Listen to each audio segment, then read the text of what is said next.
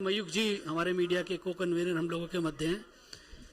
मेरा आदरणीय पीयूष जी से आग्रह है कि पहले पूरा ये जो स्टेटमेंट रहा है इसके बारे में आपके साथ चर्चा करेंगे, उसके बाद संजय पंडित जी और जी किशन रेड्डी जी भी तेलुगु में भी उसको रखेंगे। धन्यवाद।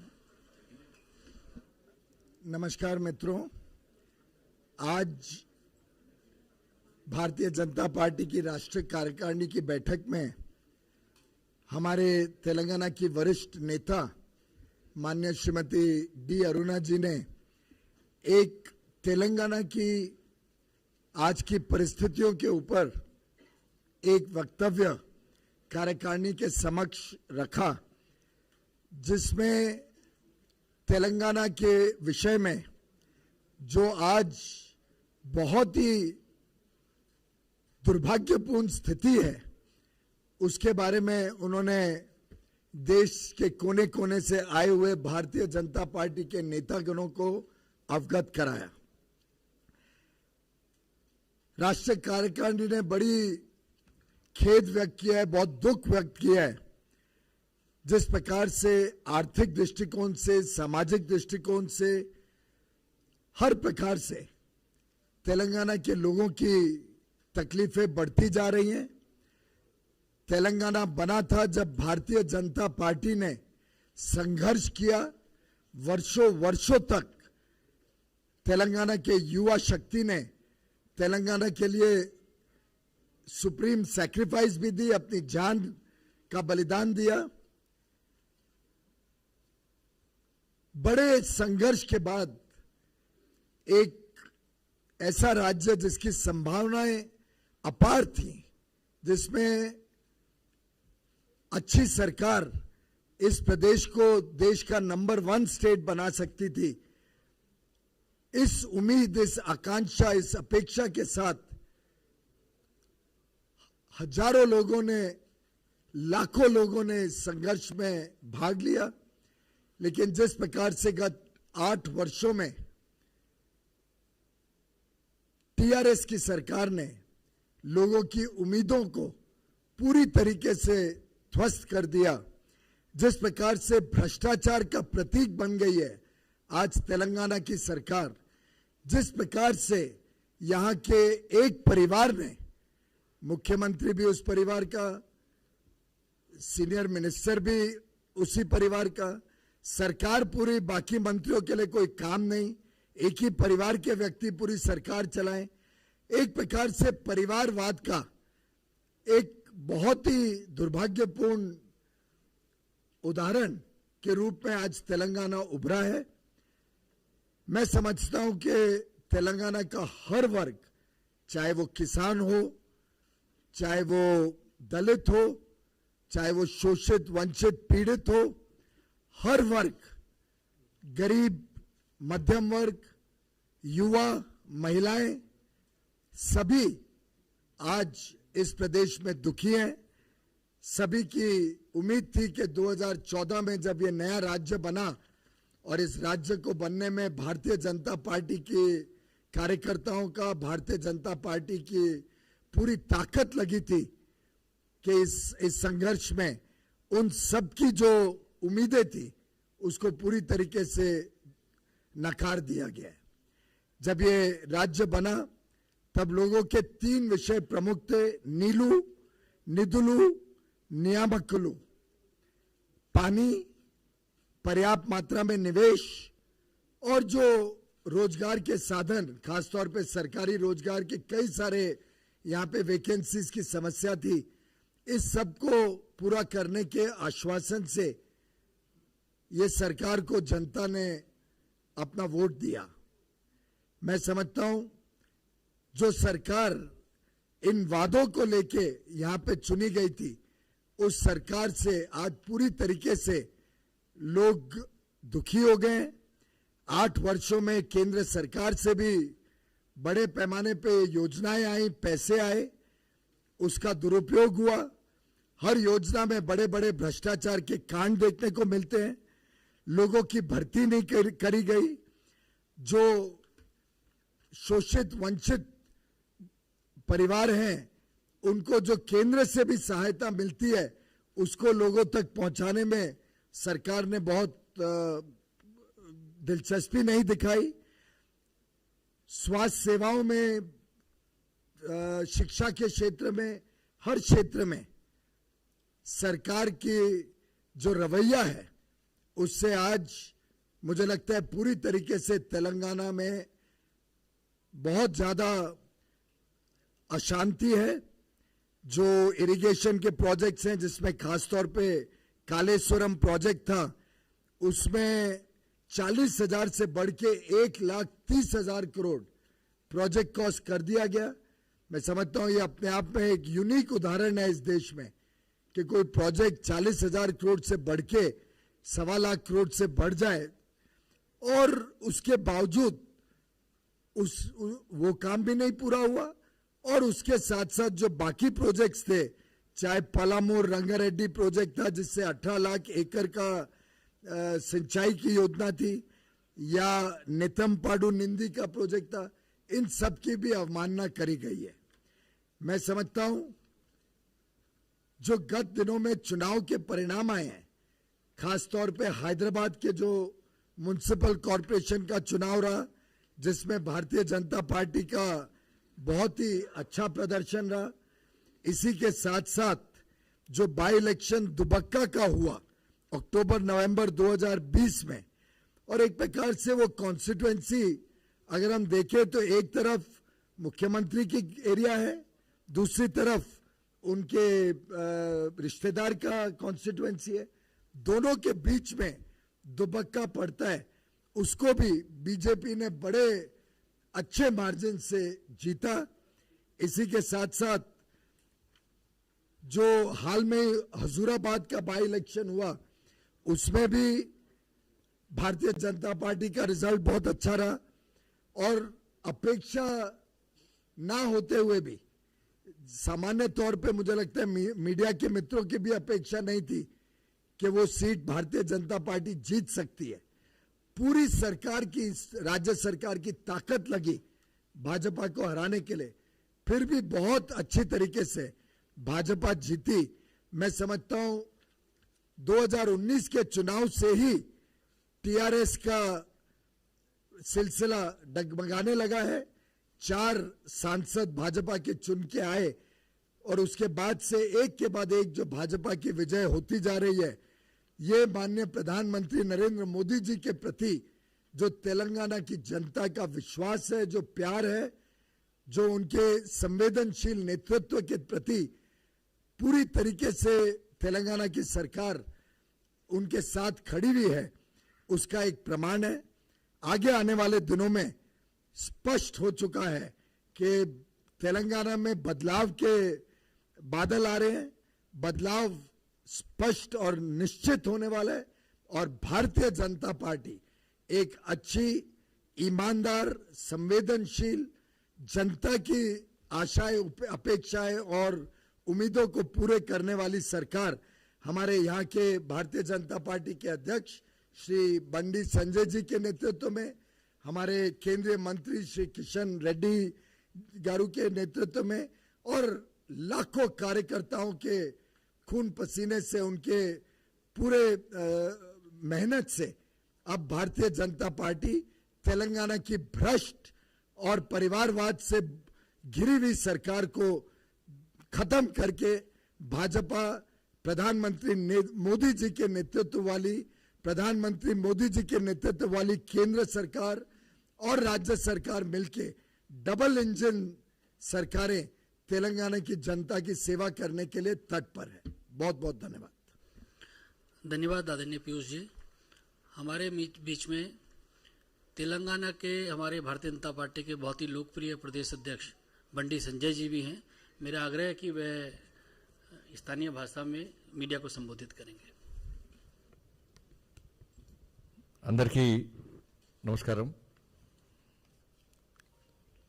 ఇప్పుడే మన కేంద్ర మంత్రివర్యులు శ్రీ పీయూష్ గోయల్ గారు ఈరోజు జాతీయ కార్యవర్గ సమావేశాల సందర్భంగా తెలంగాణకు సంబంధించి ప్రత్యేకమైన స్టేట్మెంట్ రిలీజ్ సందర్భంగా వారి విలేకరుల సమావేశంలో లోపల జరిగినటువంటి కార్యవర్గ సమావేశంలో జరిగిన చర్చ విషయంలో మనకు స్పష్టం చేయడం జరిగింది.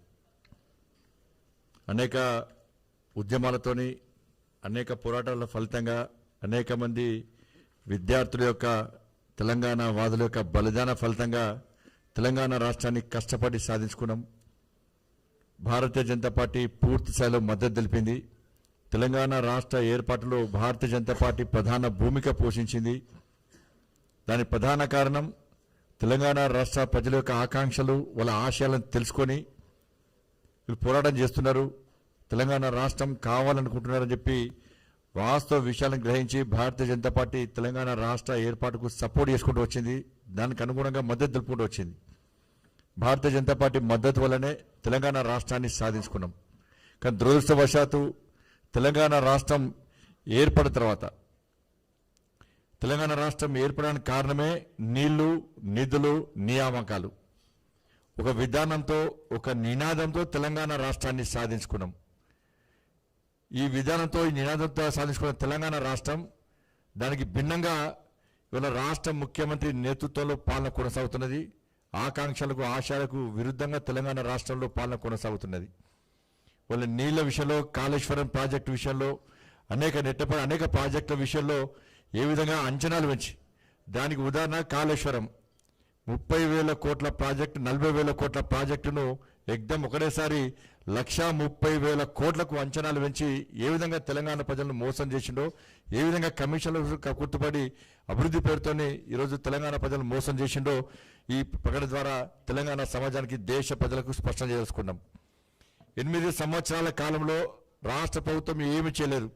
ఇచ్చిన ఏ హామీని కూడా నిలబెట్టుకునే ప్రయత్నం చేయలేదు.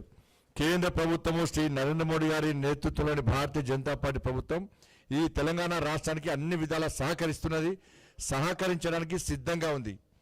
కానీ దురదృష్టవశాత్తు తెలంగాణ రాష్ట్ర ప్రభుత్వం ఒక కుటుంబం చేతిలో నడుస్తున్నది. తండ్రి ముఖ్యమంత్రి, కొడుకు మంత్రి, బిడ్డ ఎమ్మెల్సీ, కూతురు ఎమ్మెల్సీ, అల్లుడు మంత్రి, వాళ్ళ కొడుకు రాజ్యసభ మెంబర్. ఒక కుటుంబమే ఒక క్యాబినెట్గా మారి వాళ్ళ తెలంగాణ రాష్ట్రాన్ని ఏ విధంగా దోచుకుంటుంది, ఏ విధంగా అవినీతికి పాల్పడుతుందో వాళ్ళ తెలంగాణ సమాజం పాటు దేశం మొత్తం కూడా చర్చ జరుగుతుంది. దేశం మొత్తం కూడా దీన్ని చూసి ఆశ్చర్యాన్ని వ్యక్తం చేస్తున్నది. కాబట్టి అన్ని రంగాల్లో అవినీతికి పాల్పడుతూ ఒక కుటుంబం రాజ్యం వెళ్తున్న సందర్భంలో ఇవాళ టీఆర్ఎస్ పార్టీ ఏ విధంగా మూర్ఖంగా వివరిస్తుందో తెలంగాణ సమాజం ఆలోచించాల్సిన అవసరం ఉంది. దీని విషయంలో ఇలా చర్చించనుంది. మా జాతీయ ఉపాధ్యక్షురాలు శ్రీమతి డికే అరుణ గారు దీన్ని స్పష్టం చేసి మా జాతీయ కార్యవర్గ సమావేశంలో దీన్ని స్పష్టం చేయడం జరిగింది. పూర్తి నాయకులంతా ఆశ్చర్యం వ్యక్తం చేస్తూ ఉన్నారు. ఇంత అన్యాయం తెలంగాణ రాష్ట్రంలో జరుగుతుంది, ప్రజలు ఇబ్బందులు పడుతున్నారు, ప్రజల పాలన గాలి కొదిలేసి రాష్ట్ర ముఖ్యమంత్రి కుటుంబం ఏ విధంగా జల్సాలు చేస్తుందో ఈరోజు మనం అందరూ ఆలోచించాల్సిన అవసరం ఉంది. కాబట్టి ఏ ఆకాంక్షల కోసం తెలంగాణ రాష్ట్రాన్ని సాధించుకున్నామో దానికి వ్యతిరేకంగా తెలంగాణ రాష్ట్రంలో పాలన కొనసాగుతుంది. కాబట్టి భారతీయ జనతా పార్టీ తెలంగాణ రాష్ట్రంలో అనేక ఉద్యమాలు చేస్తున్నది. ఇవాళ 17th సెప్టెంబర్ విషయంలో దానికి భిన్నంగా ఎన్నికల ముందు ఉద్యమ సమయంలో రాష్ట్ర ముఖ్యమంత్రి ఒక విధంగా వివరించాడు. అధికారంలోకి వచ్చిన తర్వాత ఏ విధంగా అమరుల త్యాగాలను, గత చరిత్రను తెరమరిగేసి ఆయన కుటుంబం యొక్క చరిత్రను రాబోయే తలకు అందించిన కుట్రలో భాగమే ఈ విధంగా వివరిస్తున్నారు. కాబట్టి అందుకే ప్రజా సమస్యల పట్ల భారతీయ జనతా పార్టీ ఎప్పటికప్పుడు స్పందిస్తూ వస్తున్నది, అనేక పోరాటం చేస్తున్నది, అనేక ఇబ్బందులు పడుతున్నప్పుడు కూడా ముందుకు వస్తున్నాం. ప్రజా సంగ్రామ యాత్ర ద్వారా కూడా ప్రజలను చేరువయ్యే ప్రయత్నం చేస్తున్నాం. క్షేత్రస్థాయిలో ప్రజల సమస్యలు తీసుకున్నాం. ప్రజల నుంచి వస్తున్న స్పందనను చూసి రాష్ట్ర ముఖ్యమంత్రి కుటుంబం డిప్రెషన్లో పోయి ఏ విధంగా ఇష్టానుసారంగా వివరిస్తున్నారో తెలంగాణ సమాజం చూస్తూ వస్తున్నది, దేశం చూస్తూ వస్తున్నది. కాబట్టి ఈ ప్రజాస్వామ్య తెలంగాణ నిర్మాణం కోసం ఇవాళ భారతీయ జనతా పార్టీ తప్పకుండా రాబోయే రోజుల్లో ముందుకు వస్తాం, తప్పకుండా కష్టపడి పనిచేస్తాం. తెలంగాణ రాష్ట్ర ప్రజల యొక్క నిధులు, నియామకాల విధానంతో ఒక నినాదంతో ఏ విధంగా కష్టపడి తెలంగాణ రాష్ట్రాన్ని సాధించుకోవడమో దానికి అనుగుణంగా భారతీయ జనతా పార్టీ శ్రీ నరేంద్ర మోడీ గారి నేతృత్వంలో ఈ తెలంగాణ రాష్ట్రంలో డబుల్ ఇంజన్ సర్కార్ ఏర్పాటు కోసం తప్పకుండా ప్రయత్నం చేస్తాం. తెలంగాణకు అనుగుణంగా మేము ఉన్నాం. తెలంగాణ అభివృద్ధి కోసం నరేంద్ర మోడీ గారు కష్టపడి ఇలా ఇష్టపడి ఈ తెలంగాణ రాష్ట్రాన్ని అభివృద్ధి అని చెప్పి ఆలోచిస్తున్నారు. కాబట్టి తప్పకుండా అందరూ సహకరించాల్సిందిగా ఇలా భారతీయ జనతా పార్టీ జాతీయ కార్యవర్గ సమావేశం తెలంగాణ ప్రజలకు అప్పీల్ చేస్తా ఉన్నది. ధన్యవాదాలు. धन्यवाद. मेरा आग्रह है जी किशन रेड्डी जी से, हमारे बड़े लोकप्रिय यहाँ के नेता और भारत सरकार में मंत्री हैं, कि वह भी मीडिया के साथियों को संबोधित करें।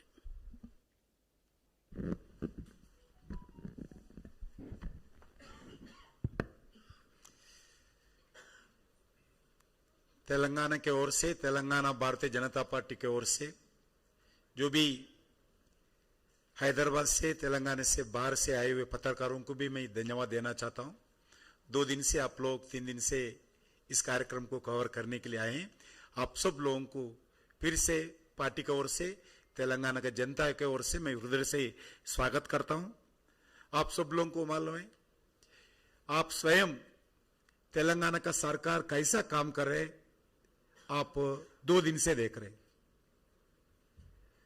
हम 1 महीने से इस कार्यक्रम को सफल बनाने के लिए बहुत प्रयास करे हमारा कार्यकर्ता, मगर पूरा गवर्नमेंट मिशनरी को मिसयूज करते हुए जितने भी हम बैनर्स लगाते हैं उसको तोड़ दिया है। टीआरएस कार्यकर्ता हमारा बैनर से निकाल के उनका बैनर से लगाए, और आज भी देखे आप फुल पेज एड्स। दुनिया में, देश में अलग अलग जगह अलग अलग राजनीतिक कार्यक्रम होते हैं, मगर कोई भी ऐसा गिरावट राजनीति देश में नहीं देखे। वो बोलते हैं तेलंगाना को आके हम क्या कर रहे, हमारा सरकार से सीखने के लिए आए। मैं बताना चाहता हूं आपसे, क्या सीखने का है? आपका फैमिली रूल कैसा है वो सीखने का है क्या? आपका बाप बेटे का सरकार कैसा करे वो सीखने का है क्या? कितना भ्रष्टाचार कर रहे वो सीखना है क्या? कितना आप डिक्टेटरशिप चलाते हैं वो सीखना है क्या? और वो बताते हैं, आप देखे होंगे असदुद्दीन ओवैसी का स्टेटमेंट, सिर्फ केसीआर ड्राइविंग सीट पे बैठे हैं सरकार का, स्टीयरिंग मेरा हाथ में, एक्सीलेटर मेरा हाथ में, ब्रेक मेरा हाथ में। ये दोनों, एक ओवैसी सरकार, एक कल्वकुंटला सरकार, दोनों मिलके तेलंगाना को लूट रहे। ये 2 लोगों का राजनीति। अब कोई विपक्ष के नेता, जितने भी एमएलए हो, एमपी हो, कभी अपॉइंटमेंट नहीं देते सर, मगर असदुद्दीन ओवैसी मोटरसाइकिल लेके घर के अंदर बेडरूम के पास जा सकते हैं। यह स्थिति है तेलंगाना में। आज तक वो हमारे को सिखाते कहते, 8 साल से सेक्रेटरीट को नहीं आया दुनिया में कोई चीफ मिनिस्टर, ऐसा कोई चीफ मिनिस्टर दुनिया में नहीं दिखाऊंगा आपको। 8 साल से सेक्रेटरीट एक दिन भी नहीं आया वास्तु के नाम पर। ऐसे सेक्रेटरीट को तोड़ दिया वो हमारे को सिखाते कहते सरकार कैसा चलाना। ये फार्म हाउस में रहते हैं, 1 महीने में 20 दिन फार्म हाउस में रहते हैं, वो हमारे को सिखाते कहते सरकार कैसा चलाना। आपका कैबिनेट मीटिंग नहीं होता, डेली फैमिली परिवार के लोग डाइनिंग टेबल में बैठकर चर्चा करते हैं, वही कैबिनेट है उनके लिए, जनता का, तेलंगाना के जनता के लिए वही कैबिनेट है। वो हमारे को सिखाते कहते कितने सरकार का पैसा खर्च करके लगभग 40 करोड़ रुपए सिर्फ होर्डिंग्स के लिए खर्च किया है, और कितना एडवर्टाइजमेंट के खर्च ले आपको देख रहे हैं, सिर्फ हमारा मीटिंग को काउंटर करने के लिए। उनका मीटिंग किया है, हम कभी नहीं बोले हैं। उनका मीटिंग वो करते हैं, कांग्रेस का मीटिंग वो करते हैं, अलग अलग राजनीति का मीटिंग करते हैं, मगर ऐसा गिरावट राजनीति कर कर सीधा डिप्रेशन में वो लोग, डिप्रेशन से ऐसा कर रहे हैं। अब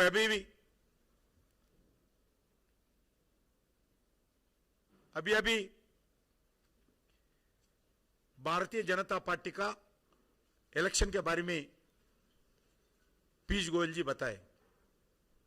बिल्कुल आज तेलंगाना में भारतीय जनता पार्टी का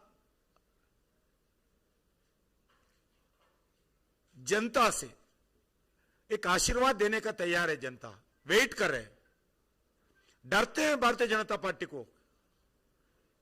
इसीलिए सुबह से लेकर शाम तक मोदी साहब के खिलाफ कैसा बोलना, प्रधानमंत्री, आदरणीय प्रधानमंत्री के खिलाफ भारतीय जनता पार्टी के लिए कैसा बोलना चाहिए, झूठ प्रचार करते हैं, गलत प्रचार करते हैं, विष प्रचार करते हैं। उनके पास कोई प्रजातंत्र के ऊपर विश्वास नहीं है। जितने भी तेलंगाना आंदोलन में उनके साथ थे, जो लोग एम्प्लॉइज हो, टीचर्स हो, जर्नलिस्ट हो, यूथ ऑर्गेनाइजेशन हो, स्टूडेंट ऑर्गेनाइजेशन हो, जितने लोग उनके साथ तेलंगाना आंदोलन में थे, एक भी व्यक्ति उनके पास नहीं है। सभी परिवार उनको आजू बाजू रख लिए। ये मां बाप बेटे का सरकार है। ये कोई डेमोक्रेसी नहीं है। जितने एक आंदोलन करने का एक स्थान था, जलता दिल्ली में जंतर मंतर थे।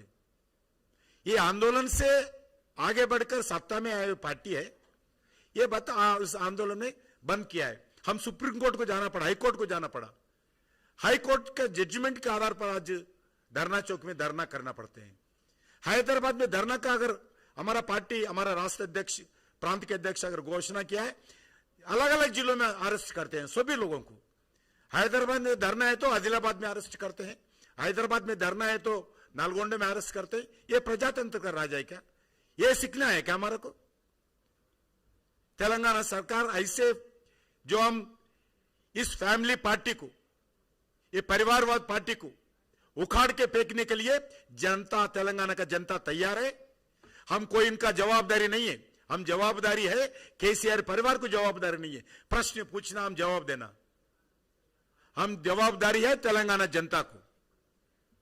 जरूर हम समय के यहां पर तेलंगाना जनता उनको जवाब देंगे। आप सब लोगों को मैंने हुजूराबाद इलेक्शंस में जितना खर्च किया है, इवेंट मैनेजर से लेकर इवेंट मैनेजर से घर घर को पैसे बांटे हैं। उनके कार्यकर्ताओं को पैसे दिए तो सीधा नहीं जाते बोल के इवेंट मैनेजर से पुलिस के साथ लेकर घर घर को पैसे बांटे। मगर पैसा लेने के बाद भी जनता टीआरएस को वोट नहीं दिया है। यह स्टडी केस है, आप लोग भी स्टडी करना चाहिए हुजूराबाद में जाकर, क्यों नहीं दिए वोट। पैसा लेने के बाद भी कोई जनता 23,000 मेजॉरिटी से हम जीते हैं इलेक्शन में। कारपोरेशन जिस शहर में बैठे हैं, इसी जगह कारपोरेशन चुनाव में हर घर को 10-10 हजार फ्लड इफेक्ट के नाम पर सरकार का पैसा बांटा है। इलेक्शन के 10 दिन पहले हर घर को 10,000। फिर भी जनता हमारे को आशीर्वाद दिया है, अच्छा मेजॉरिटी हमारे को जीता है। इसलिए मैं बताना चाहता हूं, ये वोट बैंक पॉलिटिक्स कर रहे। हम आने वाले दिन में इस सरकार के खिलाफ और संघर्ष और जारी करेंगे, तेज करेंगे, जनता को संगठित करेंगे। मोदी जी के नेतृत्व में हमारे को पूरा विश्वास है। तेलंगाना जनता भी ये चाहती है, भारतीय जनता पार्टी आना चाहिए, ये परिवार राज जाना चाहिए, ये फैमिली रूल जाना चाहिए। आप लोगों को बताना चाहता हूं, वास्तु के नाम पर मुख्यमंत्री घर था पहला, वो घर में नहीं गए, नया घर बना लिया 4 महीने में, करोड़ रुपए खर्च करके 10 एकड़ में घर बना लिया उन्होंने। वास्तु के नाम पर सेक्रेटरीट को नहीं गया। 5 साल 50% पॉपुलेशन महिला है, मगर 5 साल महिला मंत्री भी नहीं है कैबिनेट में, एक मिनिस्टर नहीं था महिला। ये हमारे को राजनीति सिखाते हैं, इनसे हम सीखना क्या? एक महिला को 5 साल कैबिनेट में महिला नहीं रखते हैं, वो हमारे को सिखाते कहते स्टेटमेंट देते। इसलिए हमारे को पूरा विश्वास है, सबसे ज्यादा पेट्रोल रेट तेलंगाना में, हैदराबाद में है, देश में सबसे ज्यादा। ये पेट्रोल के बारे में हमारे को बताते हैं, सबसे ज्यादा पेट्रोल टैक्स, पेट्रोल डीजल के ऊपर तेलंगाना में है। सबसे ज्यादा लिक्कर सेल तेलंगाना में है, सबसे ज्यादा। रात को 1-1 बजे तक लिक्कर शॉप्स खोले हैं। इसलिए मैं बताना चाहता हूं, ये हम अलग अलग स्कीम पर वो बताते हैं, कोई स्कीम हम इंप्लीमेंट नहीं करना चाहिए। जितने पैसे है हमारा हाथ में दे दो, हमारा अकाउंट में डालो। आपको ने फ्री चावल देने वाले, आपको ने वैक्सीन देने वाले, हमारे को दो पैसे, हम देते हैं चावल। आप ग्राम पंचायत को क्यों पैसे देते हो? नहीं देना चाहिए, हमारे को दो, ये स्टेटमेंट देते। स्टेट लेवल 14th फाइनेंस के कमीशन के आधार पर, प्लानिंग कमीशन के आधार पर हम पूरा पैसे ग्राम पंचायत को हर साल देते हैं, पॉपुलेशन के आधार पर देश भर में। वैसा तेलंगाना को भी आते हैं, वो नहीं लेना चाहते। वो पैसा हमारे को दो, आप लोग ग्राम पंचायत को स्टेट नहीं देने। एक पैसे भी इस 8 साल में ग्राम पंचायत को पैसा नहीं दिया। सिर्फ नरेंद्र मोदी जी के कारण, केंद्र सरकार के कारण जितने भी गांव तेलंगाना में है, उस हर गांव में सैनिटेशन हो, स्ट्रीट लाइट हो, उस सैनिटेशन के एम्प्लॉइज का सैलरी हो, सिर्फ केंद्र सरकार के पैसे से ही आज गांव चल रहे। 1 रुपए नहीं देते। మీ అందరికీ ధన్యవాదాలు। రానున్న రోజుల్లో ఖచ్చితంగా తెలంగాణలో ఒక అద్భుతమైనటువంటి మార్పు రాబోతుంది। నరేంద్ర మోడీ గారి నేతృత్వంలో మరి ఈరోజు భారతీయ జనతా పార్టీ విజయం సాధించాలని ప్రజలు కోరుకుంటున్నారు। తప్పకుండా ఆ దిశలో మేము అడిగేస్తాము। ఈ కార్యవర్గ సమావేశాలు ఏవైతే జరిగాయో తెలంగాణ ప్రజల్లో ఒక విశ్వాసం కల్పించేటువంటి ప్రయత్నం ఈరోజు జరిగింది। ప్రజలందరూ కూడా ఈరోజు మేము ఒక్కరమే కాదు, తెలంగాణ ప్రజలందరూ ఈ కార్యవర్గ సమావేశాల సందర్భంగా సంతోషంగా ఉన్నారు, స్వాగతం పలుకుతా ఉన్నారు। हाँ, Pramod please 1 minute sir 1 minute. Pramod ANI।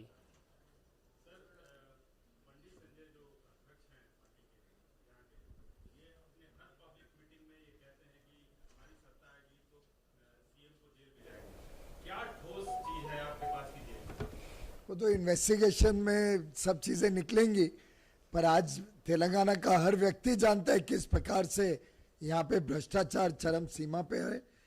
मैंने अभी उदाहरण दिया, प्रोजेक्ट कॉस्ट 3 गुना जब हो जाता है तो स्वाभाविक रूप में यहाँ पे चीजें गड़बड़ चल रही है। विकास के नाम पे लोगों की बड़ी अपेक्षाएं, उनकी कोई अपेक्षाओं को पूरा नहीं किया जा रहा है।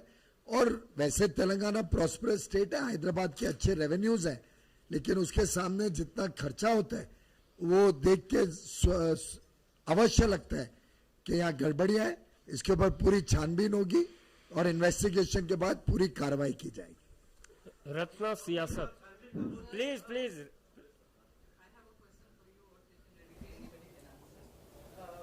First of all, I wanted to ask whether the Telangana statement that has been discussed today, is there any strategy of how BJP is going to, extend its party in the state in terms of forming the next government? And secondly, KCR has challenged BJP to overthrow its government, and he is ready to overthrow yours in and he has said that this is a WhatsApp executive council meeting because it is only churning lines, and these are इस question का तो जवाब देने लायक भी नहीं है। वो केंद्र सरकार, प्रधानमंत्री नरेंद्र मोदी जी की लोकप्रियता पे आज देश भर में, और वास्तव में तो आज जो देख रहा है दृश्य विश्व भर में, आज सबसे लोकप्रिय नेता माननीय प्रधानमंत्री नरेंद्र मोदी जी हैं। वो ऐसा कुछ भी वक्तव्य दें तो हंसी के लायक ही है मेरे ख्याल से वो वक्तव्य। और अभी उन्होंने बड़े दुर्भाग्यपूर्ण स्थिति है कि माननीय प्रधानमंत्री जी जब हैदराबाद आए तो एक शिष्टाचार तक नहीं दिखाया।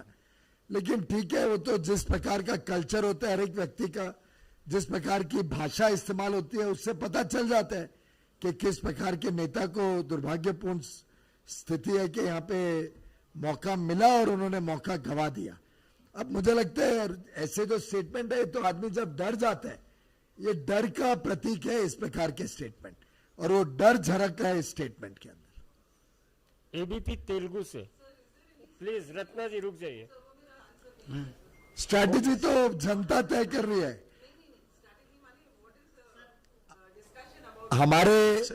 थोड़ी प्रेस को बोलते हैं।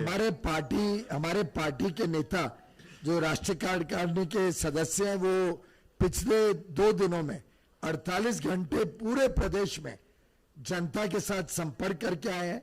हर असेंबली कॉन्स्टिट्यूएंसी में हमारे नेता गए, 2 दिन रहे, जनता से फीडबैक लिया, जनता की तकलीफें समझी, जनता से संपर्क सीधा किया नेताओं ने, और फीडबैक लेके आए हैं कि प्रदेश की जनता दुखी है, प्रदेश की जनता बदलाव चाहती है, और हमारे प्रदेश के कार्यकर्ता, भाजपा के कार्यकर्ता पूरे उत्साह के साथ अपने काम में लगे हैं। प्रदेश में भारतीय जनता पार्टी का विस्तार हो रहा है, और अवश्य हम अगले चुनाव में हर सीट पर लड़ेंगे और हर सीट पर जीतेंगे।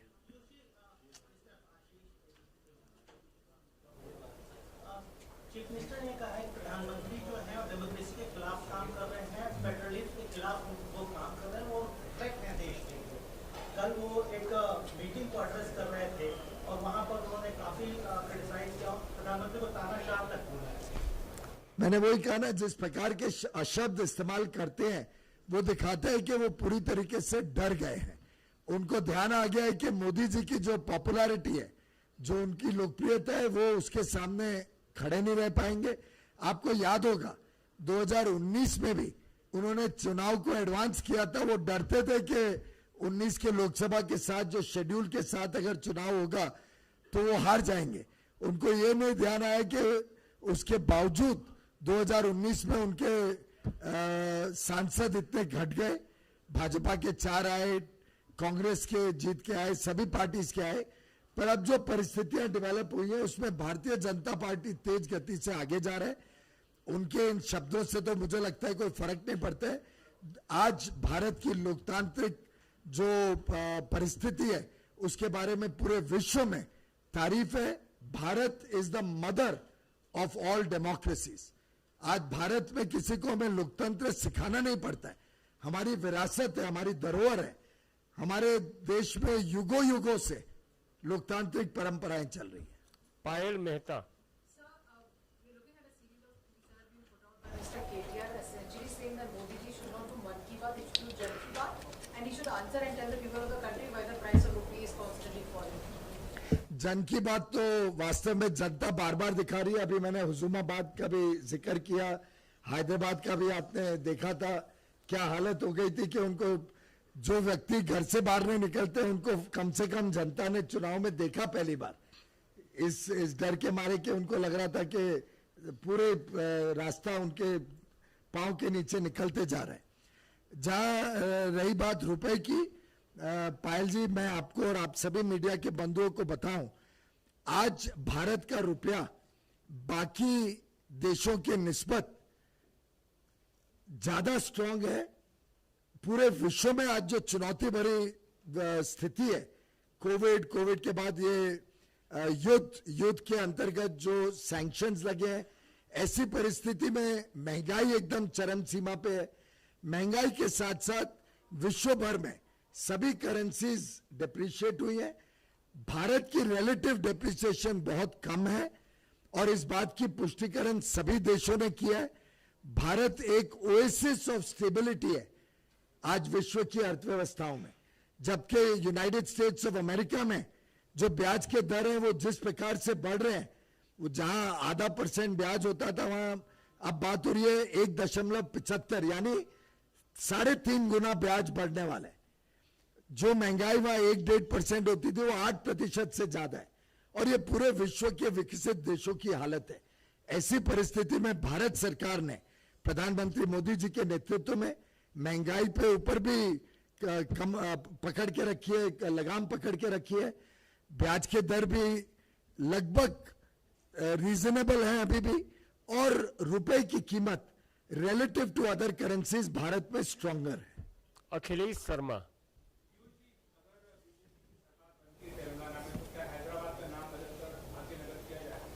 जो योजनाएं करनी हो तो चुनाव के बाद एक बार सरकार बन जाए तो हमारे मुख्यमंत्री और पूरा कैबिनेट तय करेगा।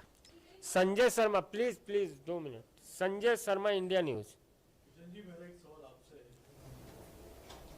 यहाँ पर तेलंगाना के चुनाव सबसे महंगे होते हैं, देश में इतने महंगे चुनाव कहीं के नहीं होते। क्या यहाँ पर किसी की देखरेख नहीं होती है, इसी का थोड़ा प्रोटेक्ट लागू नहीं होता है, किस तरीके से इतना पैसा खर्च होता है?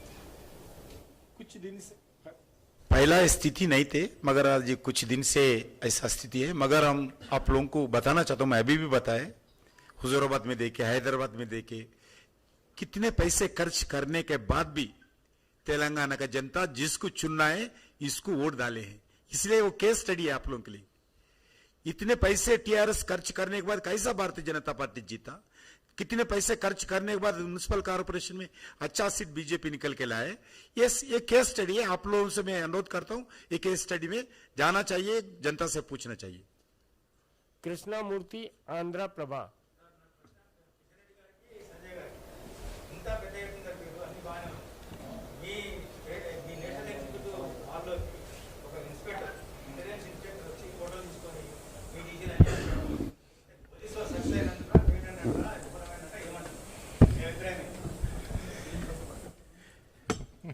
మా పార్టీలో సీక్రెట్ ఉండదు మాది डेमोक्रेटिक पार्टी हमारा फैमिली पार्टी नहीं है हमारा परिवार पार्टी नहीं है इसीलिए जो भी आए मगर इलीगली आए क्योंकि पूरा सिक्योरिटी पुलिस वाला करते हम नहीं करते क्योंकि प्रेसिडेंट प्राइम मिनिस्टर रहने के बाद भी पार्टी कार्यकर्ता कम रहते हैं पुलिस हैंड ओवर कर लेती है मगर कोई भी आए इन्फॉर्मेशन हमको देते हैं कोई डरने की बात नहीं अगर केसीआर चाहे उनका परिवार चाहिए हमारा मीटिंग का प्रस्ताव हमको देंगे ऐसा जबरदस्ती मीटिंग हॉल में जाके रिकॉर्ड्स लेना वो गलत है